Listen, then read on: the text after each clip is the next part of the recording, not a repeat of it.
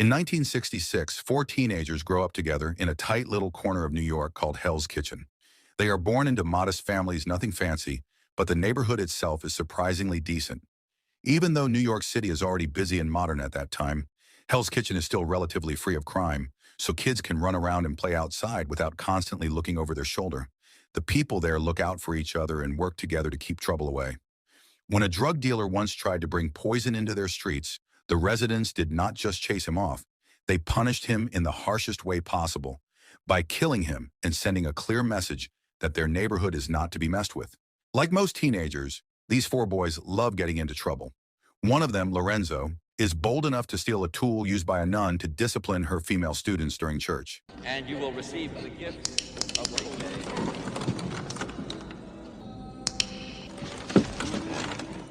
That is already reckless, but he does not stop there. Together with his friend John, he sneaks into the confessional booth, pretends to be a priest, and listens in on a neighbor's confession, a woman who is pregnant because of an affair. Their mischief eventually catches the attention of a local priest named Father Bobby. Instead of scolding them, he tries a different approach. He reaches out, spends time with them, and slowly becomes part of their circle. They start playing basketball together and hanging around the church more often. Between games and casual conversations, that is when Father Bobby slips in his advice and guidance, hoping at least some of it will stick. One of the reasons Hell's Kitchen stays free from street thugs is a man everyone fears and respects, King Benny. His reputation is almost mythical. When he was younger, rumors say he worked as a hitman for a cartel. His name appears in countless stories that the kids grow up hearing, and that mystery makes Lorenzo even more fascinated by him, until he finally decides to approach King Benny in person. That courage pays off. King Benny eventually gives Lorenzo a job. Every week, Lorenzo is trusted to deliver bribe money to the local cops who watch over the area.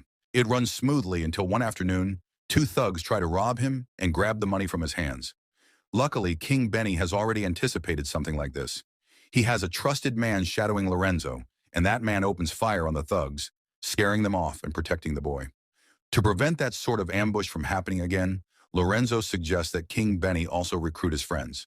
If they walk together as a group, nobody will suspect that they are acting as couriers. King Benny agrees, and from then on, each of the boys earns $25 a week, a small fortune for kids their age. Time passes, and about a year later, another serious incident hits their circle. John is rushed to the hospital after being beaten by his own father. At that time, child abuse is still often brushed off as something normal inside the home. Many of the parents in their neighborhood are war veterans, men whose minds never fully recover after World War II. The only adult who truly tries to stand up for the boys is Father Bobby.